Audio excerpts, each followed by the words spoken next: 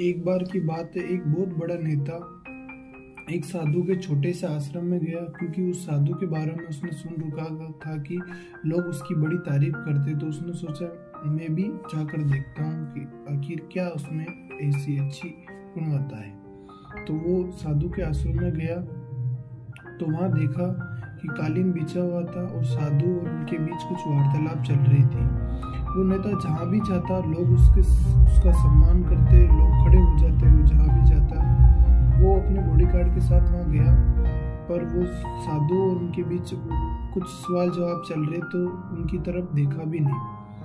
तो फिर नेता ने देखा कि वो तो मेरी तरफ ध्यान नहीं दिए, उन्होंने अपना इंसल्ट फील की। तो उसने साधु से कहा मैं आपको कुछ कहना चाहता हूँ। तो साधु ने बड़े प्रेम से जवाब दिया कि आपको जो भी कुछ भी कहना है आप बैठिए।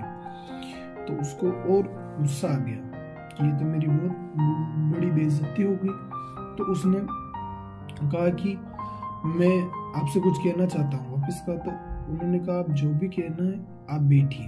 तो उससे उसका गुस्सा और बढ़ गया कि मैं तेरे बारे में क्या सोचता हूँ तुझे पता नहीं। तो उन्होंने बड़े प्रेम से जवाब दिया साधु ने कि आप जो भी मेरे बारे में सोचता है मुझे बिल्कुल फर्क नहीं पड़ता है। तो फिर उसका गुस्सा 7वें आसमान पे था कि तेरे को तेरी औकात दिखा दूंगा, और तेरी सोच यही कि इन लोगों की जेब में जितने भी पैसे हैं वो तेरी जेब में कैसे आए।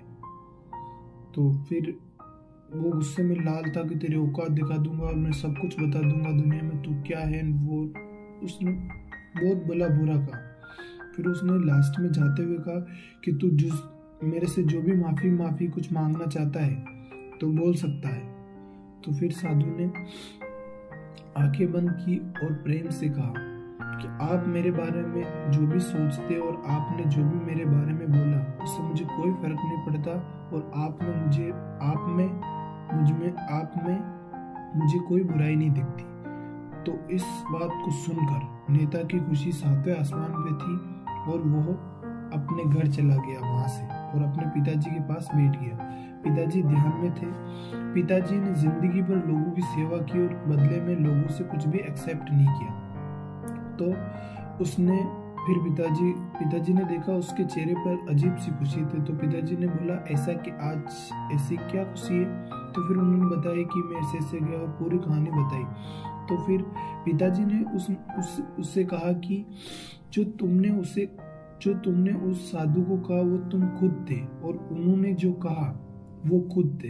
यानी हम जो दुनिया को देखते हैं दुनिया वैसी नहीं है, जैसे हम खुद हैं वैसी दुनिया हमें दिखाई देती है।